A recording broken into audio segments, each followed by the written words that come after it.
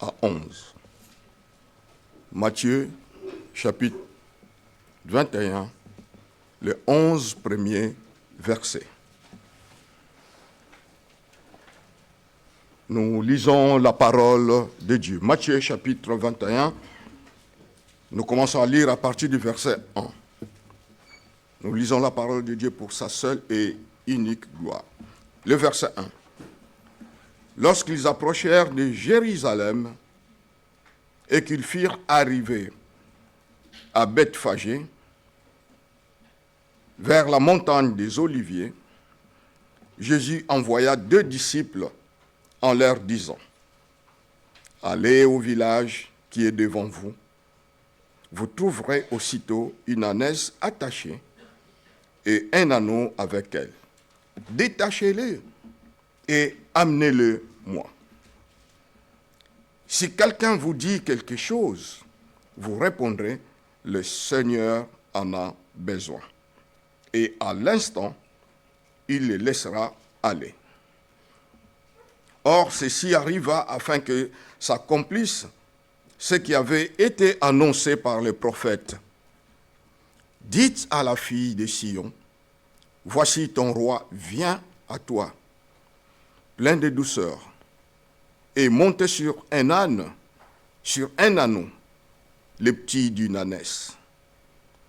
Les disciples allèrent et firent ce que Jésus leur avait ordonné. Ils amenèrent l'ânesse et l'anneau, mirent sur eux leurs vêtements et le firent asseoir dessus. Verset 8. La plupart des gens de la foule étendirent leurs vêtements sur le chemin, d'autres coupèrent des branches d'arbres et enjonchèrent la route. Ceux qui précédaient et ceux qui suivaient Jésus criaient « Hosanna au fils de David, béni soit celui qui vient au nom du Seigneur, Hosanna dans le lieu très haut. » Lorsqu'il entra dans Jérusalem, toute la ville fut émue et l'on disait « Qui est celui-ci » La foule répondait « C'est Jésus, le prophète de Nazareth en Galilée. » Jusqu'ici la parole du Seigneur. Prions. Éternel notre Dieu, nous savons que tout passera dans ce monde, mais ta parole ne passera jamais, car elle est éternelle. Et c'est cette parole que nous voulons méditer ce matin, Seigneur. Sois le seul enseignant qui va parler dans nos cœurs. Prépare nos cœurs aussi à recevoir cette parole, à la garder et à la mettre en pratique. Au nom de Jésus. Amen. Frères et sœurs, c'est un passage que nous connaissons beaucoup. Et souvent, ici peut-être moins, mais dans d'autres cieux, dans d'autres pays, l'entrée de Jésus à Jérusalem, c'est on coupe de feuilles d'arbres, on coupe de feuilles de branches de palmiers. Donc, c'est une grande fête. Dans la rue, ça crie, partout. Mais ici, c'est moins. C'est normal parce que c'est pas pareil partout. Mais ce qui est beaucoup plus important c'est ce que ce passage veut nous dire. Ce que ce passage veut nous dire, c'est ça qui est important pour nous. Ce n'est pas la jouissance, ce n'est pas la fête, ce n'est pas ceci, non. Alors, dans Matthieu chapitre 16, verset 21, nous avions déjà vu ça un mardi soir. Jésus commença à faire connaître à ses disciples, à faire savoir à ses disciples qu'ils devraient aller à Jérusalem, souffrir beaucoup de la part des anciens, des principaux sacrificateurs, des scribes, et il sera mis à mort, et il ressuscitera le 3e jour. Jésus avait dit ça déjà bien avant le chapitre 21. C'était au chapitre 16. Les disciples le savaient. C'est pour cela, en méditant ces passages, maintenant, quand nous allons méditer ce passage, nous devons garder à l'esprit que dans 5 jours, Jésus mourrait sur la croix. Gardons cela à l'esprit, que 5 jours plus tard, Jésus mourrait sur la croix. Jésus le savait, qu'il allait mourir et qu'il allait souffrir et mourir. Il le savait. Mais il y est quand même allé à Jérusalem. Il est allé à Jérusalem. Parce que c'est lui-même qui avait dit qu'il allait mourir à Jérusalem. Mais il n'a pas esquivé cela. Il n'a pas évité cela. Il est allé quand même à Jérusalem. Et le titre de notre message ce matin, Jésus acclamé comme roi. Jésus acclamé comme roi. Frères et sœurs, soyons les adorateurs de Jésus-Christ, le roi de paix, le Messie qui sauve. C'est ce que nous pouvons dégager de cette méditation. Soyons les adorateurs de Jésus, le roi de paix, le Messie qui sauve. Donc, nous allons diviser ces textes en 2 parties.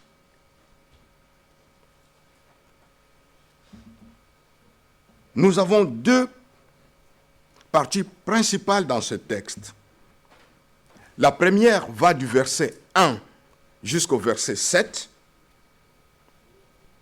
et la deuxième partie du verset 8 jusqu'au verset 11.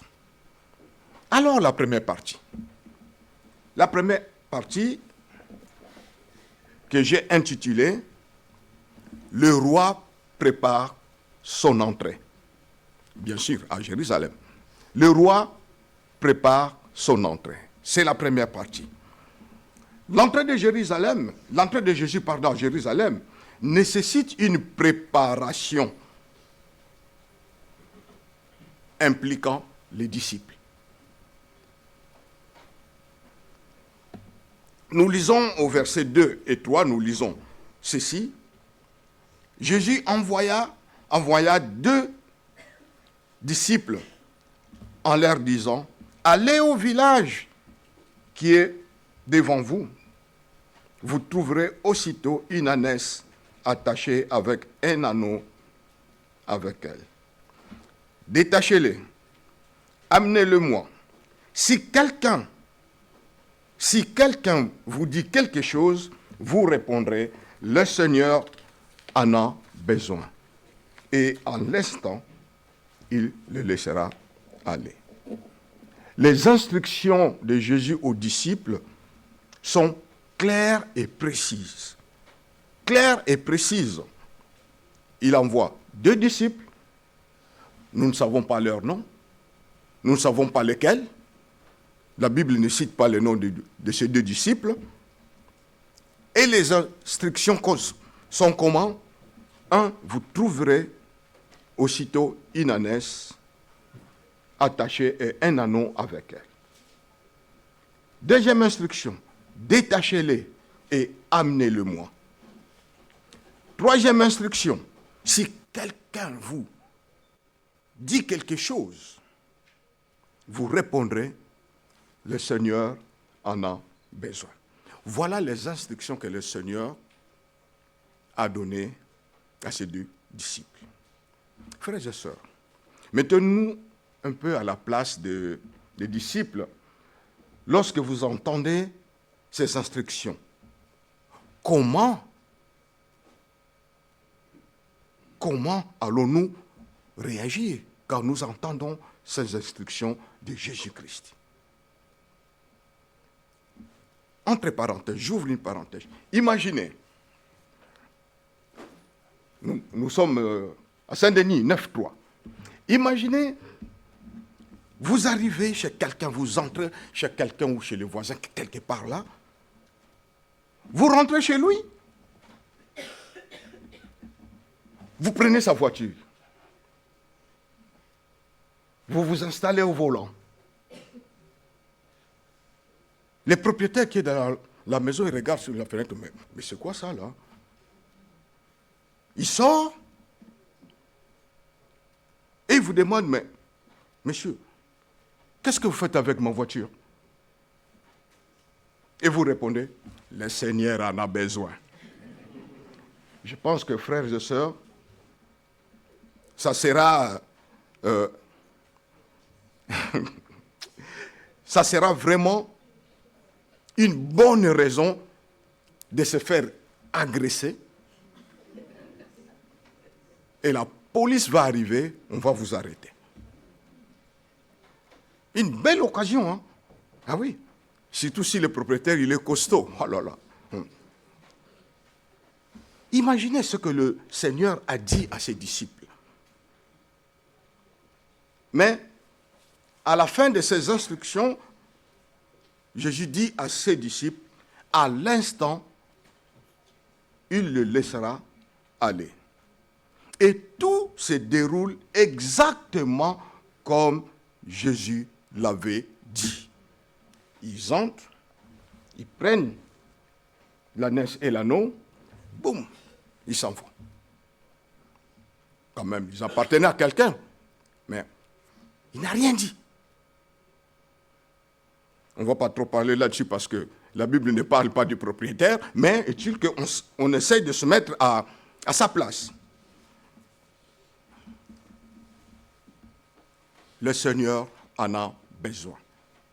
Cette phrase, cette parole, sur un certain, a touché le cœur du propriétaire et le propriétaire n'a rien dit. Dans Jean chapitre 18, le verset 3 à 16, il s'est passé quelque chose quand les soldats et les gardes sont envoyés par les principaux sacrificateurs pour aller arrêter Jésus. Lisons un peu ce qui s'est passé. Jean, chapitre 18, et le verset 3 à 6. Jean 18, à partir du verset 3. Jean 18, verset 3. Judas donc, ayant pris la cohorte, et des huissiers qui envoyèrent les principaux sacrificateurs et les pharisiens, vint là avec des lanternes, des flambeaux et des armes. Verset 4. Jésus, sachant tout ce qui devait lui arriver, s'avança et leur dit, « Qui cherchez-vous » Et le verset 5, ils lui répondirent, « Jésus de Nazareth. » Jésus leur dit, « C'est moi. » Et Judas, qui les livrait, était avec eux. Le verset 6. Lorsque Jésus leur dit, c'est moi, qu'est-ce qui s'est passé? La Bible dit, ils reculèrent et tombèrent par terre. Oui. Jésus leur posa la question, qui cherchez-vous? Jésus leur dit, c'est moi que vous cherchez, c'est certain. Tout de suite, en entendant seulement cette parole de Jésus-Christ, ils reculèrent et tombèrent par terre. Le simple fait pour Jésus de dire « c'est moi » fait reculer, a fait que les soldats, les gardes, ont reculé et sont tous tombés par terre. Et si nous revenons à notre texte de Matthieu 21, 1 à 11, les simples mots de Jésus, le Seigneur a besoin, prononcés en son nom par les disciples.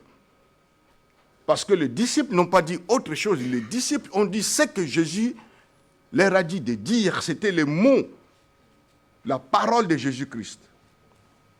Et le simple mot pour les disciples de prononcer cela, ces mots, ces paroles avaient la puissance de toucher le cœur du propriétaire de l'anneau, de l'ânesse et de l'anneau, laissant partir l'anneau sans poser de questions, sûr et certain.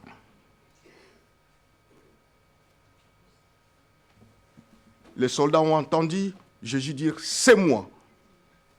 Ils tombèrent par terre. Le propriétaire aussi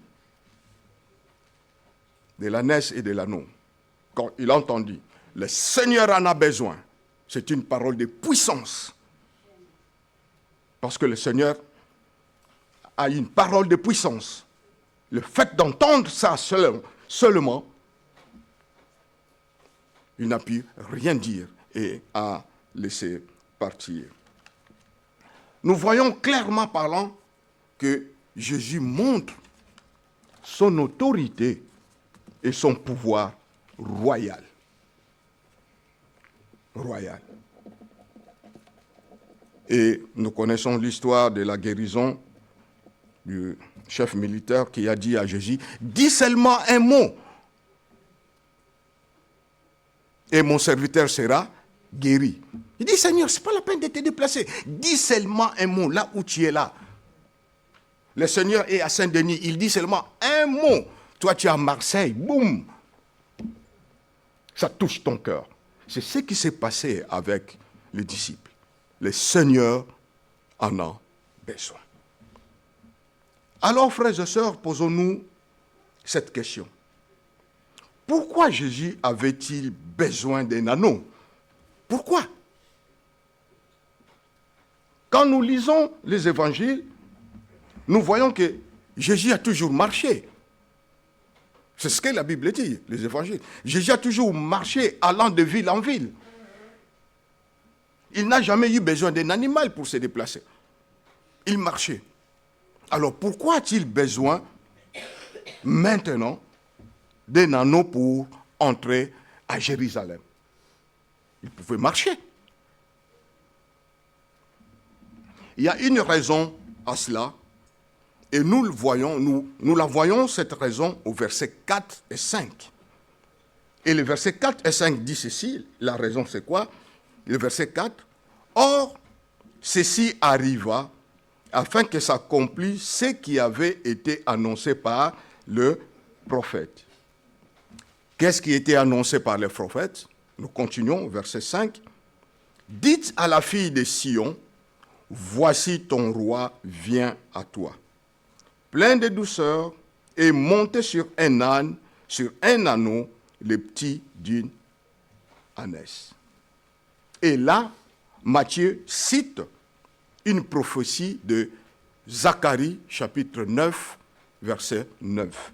Si vous allez dans l'Ancien Testament, dans Zacharie, chapitre 9, et le verset 9, vous trouverez cette prophétie. Donc le plan de Dieu pour l'anneau, le petit d'une ânesse, remonte au livre de Zacharie dans l'Ancien Testament. Nous comprenons maintenant le but de cet anneau et de cette ânesse. Nous comprenons maintenant pourquoi il devait prendre cet anneau, pourquoi il devait monter sur cet anneau. D'une part, il s'agit d'accomplir, comme on a dit, la prophétie et de confirmer l'identité de Jésus comme roi. De confirmer l'identité de Jésus comme roi. Et d'autre part, il s'agit d'annoncer quelque chose d'important, d'annoncer un message important à propos de ce roi. Alors, quel est ce message important? Parce que Matthieu dit au verset 5, « Dites à la fille de Sion ». Et le verset 5 dit, « Dites à la fille de Sion ». Donc, donne un message, dis quelque chose. Annoncez un message au peuple de Sion et de Jérusalem. C'est ce que le verset 5 voudrait dire. Dites, annoncez un message à ce peuple. Alors, que devrait-il annoncer alors? Quel est ce message qu'on devrait annoncer, qu'on devrait dire à ce peuple? Toujours le verset 5 nous dit, « Ton roi vient à toi monter sur un âne. » Sur un anneau, le petit d'une ânesse. Voilà le message. Et pourquoi le Seigneur devait entrer dans Jérusalem, monter assis sur un anneau? Il y avait un message important à annoncer. Alors, posons-nous encore la question, comment vient-il? Plein de douceur et apporte la paix. Plein de douceur et apporte la paix. Pourquoi? Parce que l'âne est un animal calme, un animal de paix, un animal doux. C'est le symbole de la douceur et de la paix.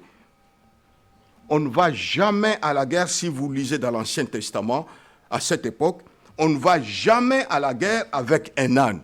Jamais. Mais on va vous battre. Mais on va à la guerre avec un cheval. Lisez bien tout l'Ancien Testament. On partait toujours à la guerre avec un cheval et non avec un âne. Jésus n'est pas venu pour faire la guerre, mais pour faire la paix. C'est pourquoi il a choisi l'âne, cet anneau. Ça symbolise quelque chose. Tous les mots, quand nous méditons la parole de Dieu, tous les mots que nous lisons, que nous voyons dans la Bible, a une signification. A une signification. Si le roi vient sur un âne, il vient avec douceur et humilité. Il montre qu'il est doux. Jésus est doux et humble. Et le mot doux apparaît dans Matthieu chapitre 11, versets 28 et 29. Nous voyons encore ce même mot doux.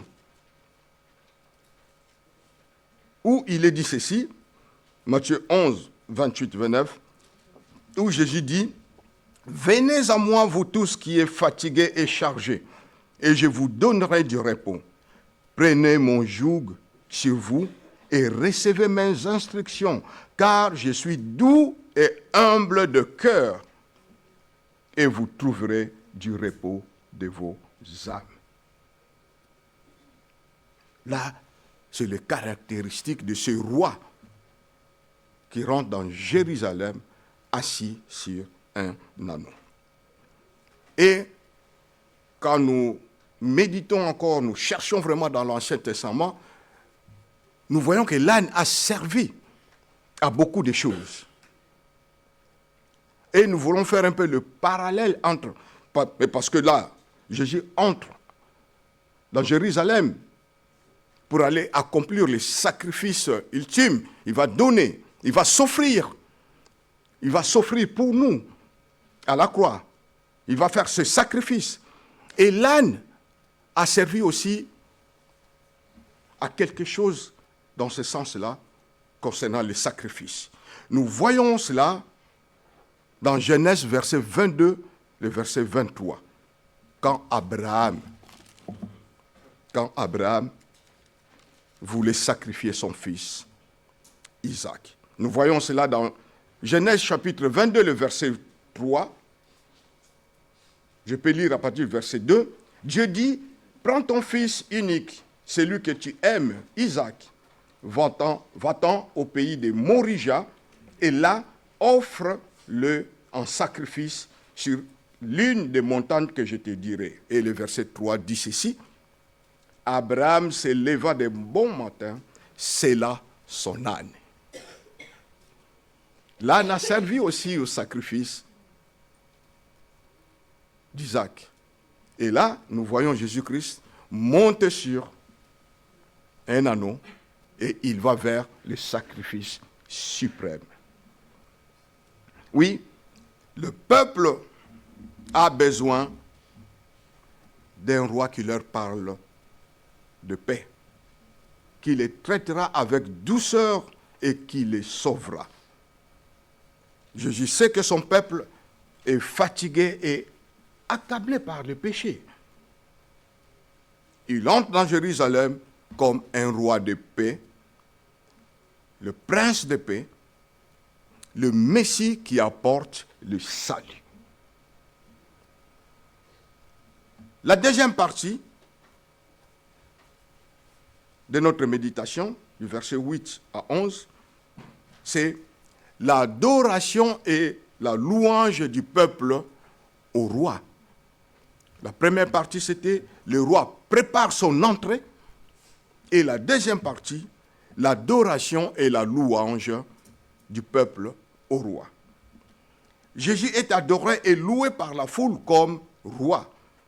Le verset 8 nous dit ceci, la plupart des gens de la foule étendirent leurs vêtements sur les chemins, tandis que d'autres coupèrent des branches d'arbres et les étendirent sur la route. Mais nous allons donner une précision que cette foule qui étendirent les vêtements et les branches d'arbres sur la route, cette foule est composée de plusieurs catégories de personnes, de plusieurs sortes de personnes. Il y a des vrais disciples dans cette foule, mais il y a aussi des disciples que de noms, des disciples de bout de lèvres. Comme certains disent, moitié-moitié. Il y a des spectateurs curieux dans cette foule, et il y a même des opposants inquiets qui sont là seulement pour garder un œil sur Jésus-Christ. Alors, cette foule étendirent de vêtements, des manteaux. Pourquoi ces manteaux? Étendir ces manteaux. Pourquoi ces branches d'arbres? Pourquoi les déposent-ils devant l'anneau de Jésus? Et nous voyons que cela ressemble à dérouler un tapis rouge pour une haute autorité. Nous voyons, quand une haute autorité vient, il ne peut pas toucher le sol. Hein? Donc, à partir de sa voiture, tapis rouge, brum, jusque là où il va aller. Mais, frères et sœurs, poser son manteau sur la route, c'est un acte d'honneur, un acte de louange, un acte de soumission. La foule a fait cela pour Jésus. Cette foule a fait cela pour Jésus. Cette coutume remonte à l'Ancien Testament, où le peuple étendait ses manteaux à terre devant le roi qui approchait. Et nous avons même un exemple. Nous voyons cela avec le roi Jéhu, quand il fit oint roi. Dans 2 Rois chapitre 2, verset 13, je vais lire pour vous, 2 Rois chapitre 9, et le verset 13, il est dit ceci, aussitôt ils prirent chacun leurs vêtements qu'ils mirent sous le roi Jéhu, au haut des degrés, ils sonnèrent de la trompette et dirent Jéhu est roi. Donc c'est une pratique ancienne. On faisait cela quand un roi se présentait à vous. Et lorsque le peuple étendait ses manteaux à terre devant Jésus, il accueillait il accueillait Jésus-Christ en tant que roi. Voilà ce que signifie ce geste. Il l'accueillait en tant que roi. Mais le peuple n'accueille pas seulement Jésus comme roi. Il proclame qu'il est le Messie. Il proclame qu'il est le Messie. Le verset 9 dit, ceux qui précédaient, et ceux qui suivaient, Jésus criait, Hosanna au fils de David, béni soit celui qui vient au nom de l'Éternel, Hosanna dans les lieux très hauts. Hosanna, c'est un cri de salut. Hosanna, c'est un cri de salut qui signifie « sauve-nous ». Sauve-nous. Alors le peuple crie « Hosanna, sauve-nous, fils de David ». C'est ça que ça signifie. Leur louange, Hosanna dans le lieu très haut, nous amène encore plus loin. Cette louange, Hosanna dans le lieu très haut, si vous vous souvenez, nous amène à la naissance de Jésus-Christ. À la naissance de Jésus-Christ. Les anges ont chanté, gloire à Dieu dans le lieu très haut, et paix sur la terre parmi les hommes qui l'agréent. Et si nous faisons le rapprochement, nous voyons que Hosanna, le peuple, la foule a crié, Hosanna dans le lieu très haut, et à l'annonce de la naissance de Jésus-Christ, les anges ont chanté gloire à Dieu dans le lieu très haut. Et le peuple, en criant Hosanna dans le lieu très haut, montre qu'il croyait que Jésus venait de Dieu. Que Jésus était le Messie. Parce qu'à sa naissance, c'est ce qui a été dit aux bergers. Que cette nuit, il vous est né le Sauveur, le Messie. Et les anges ont chanté gloire à Dieu dans le lieu très haut. La foule, en chantant cela, reconnaît que Jésus-Christ est le Messie. C'est pour cela, frères et sœurs, que la louange, l'honneur et la bénédiction soient sur le roi sauveur de la lignée de David, notre Seigneur Jésus-Christ.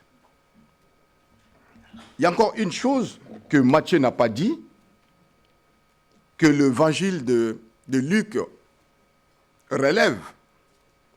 Et ce qu'il relève, c'est très intéressant concernant les pharisiens qui faisaient partie de la foule. Parce que nous avons dit que cette foule était composée de plusieurs catégories de personnes. Et les pharisiens y étaient aussi. Alors, l'évangile de Luc relève ceci, que ces gens-là qui étaient là, ces pharisiens qui étaient là, ils n'étaient pas là pour dire Hosanna au fils de David. Mais ils étaient là pour garder un œil sur Jésus-Christ. Pour voir qu'est-ce qui va se passer, qu'est-ce qu'il va faire, comment la foule réagit. Et Luc, chapitre 19, le verset 39 à 4, dit ceci, je vais lire pour vous.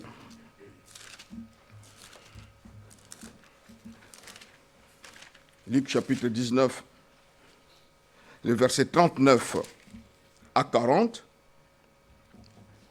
Nous le disons ceci, à partir du verset 39.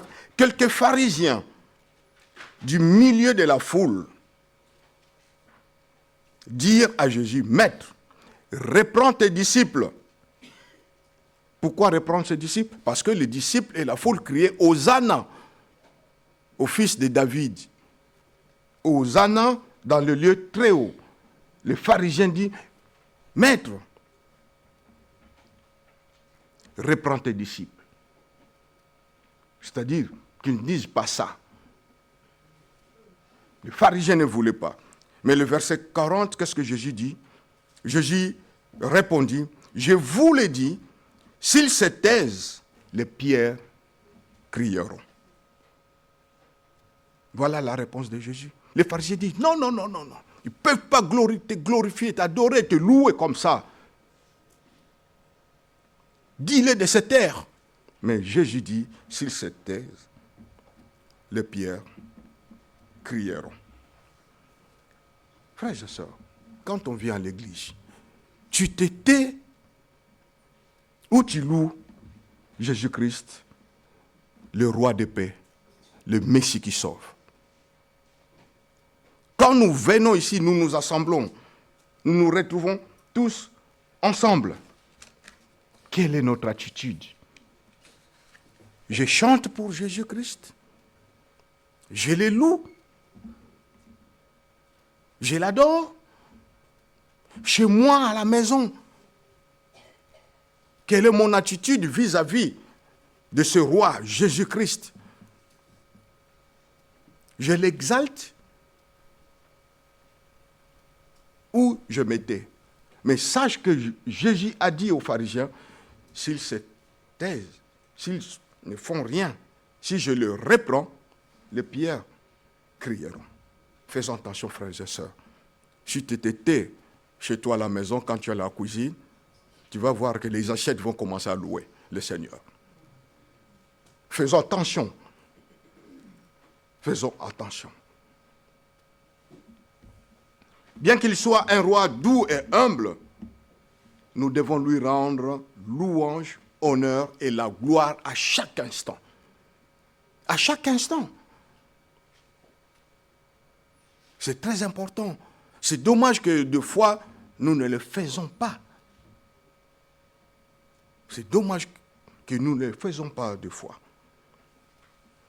Au verset 10, nous voyons enfin Jésus entrer dans la ville de Jérusalem.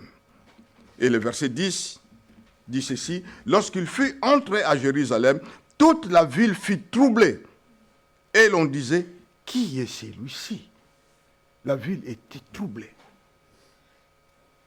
Qui est celui-ci? Mais, souvenons-nous, faisons un petit pas en arrière. Ce n'est pas la première fois que Jérusalem est troublée par l'arrivée de Jésus-Christ. Ce n'est pas la première fois. Cela s'est produit aussi à sa naissance. La ville de Jérusalem était aussi troublée. Comment? Quand les mages d'Orient arrivaient, la Bible dit, quand les mages d'Orient arrivèrent à Jérusalem et demandèrent où est le roi des Juifs qui vient de naître. Nous avons vu son étoile en Orient et nous sommes venus pour l'adorer. Et la Bible dit, dans Matthieu, Matthieu chapitre 2, le verset 2 et 3, et la Bible dit, lorsque le roi Hérode apprit cela, il fut troublé et tout Jérusalem avec lui. À sa naissance, la ville était troublée. Et maintenant, il va vers la croix, vers la mort. La ville est aussi troublée. Pour eux, le roi représente une menace. Le roi représente une menace pour les pharisiens et les principaux sacrificateurs. Comme il représentait une menace à sa naissance. Devant Hérode. La naissance de Jésus-Christ était une menace pour Hérode. Et maintenant, la présence de Jésus-Christ, l'entrée de Jésus-Christ à Jérusalem est une menace pour les pharisiens et les principaux sacrificateurs. Et la suite, nous les connaissons. Quelques jours après, Jésus-Christ est mort sur la croix. On l'a fait mourir sur la croix. Pour finir, frères et sœurs, ce texte, ce passage que nous venons de méditer ensemble, nous encourage à la louange et à l'adoration. Soyons les adorateurs de Jésus, le roi de paix, le Messie qui sauve. Pas seulement ici à l'église, mais partout. Soyons ceux qui louent et ceux qui adorent Jésus-Christ. Si vous ne le faites pas, le mur, les pierres crieront. En entrant à Jérusalem, Jésus voulait affirmer publiquement qu'il est le Messie et le roi d'Israël, accomplissant ainsi la prophétie de l'Ancien Testament dans Zacharie chapitre 9 et le verset 9. Jésus-Christ, le roi, entra à Jérusalem sur un anneau, symbole de la douceur et de paix. Et le peuple l'a accueilli comme le roi de paix et le Messie qui sauve. Accueillons aussi Jésus-Christ dans nos vies comme le roi de paix et le Messie qui sauve. D'ailleurs, la Bible dit, il est le prince de paix. Il est le prince de paix. Il est venu pour apporter la paix, car il est le prince de paix. Alors, frères et sœurs, donnons à Jésus la louange, l'adoration d'un roi, digne d'un roi. Digne d'un roi. Pourquoi? Je veux me répéter, parce qu'il en est digne. Quand nous commençons à adorer Jésus-Christ, soit loué Jésus-Christ, frères et sœurs, ne faisons pas n'importe quoi. Ne faisons pas n'importe quoi. Faisons cela avec respect, avec honneur, parce qu'il est le roi des rois. Ne t'adresse pas quand tu loues ton Seigneur, ne t'adresse pas n'importe comment. Non, ne le fais pas n'importe comment. Fais cela avec respect, avec honneur, parce que tu sais il est qui pour toi. Et là, on a vu qu'il est le roi. Il est le Messie. Que le Seigneur bénisse sa parole.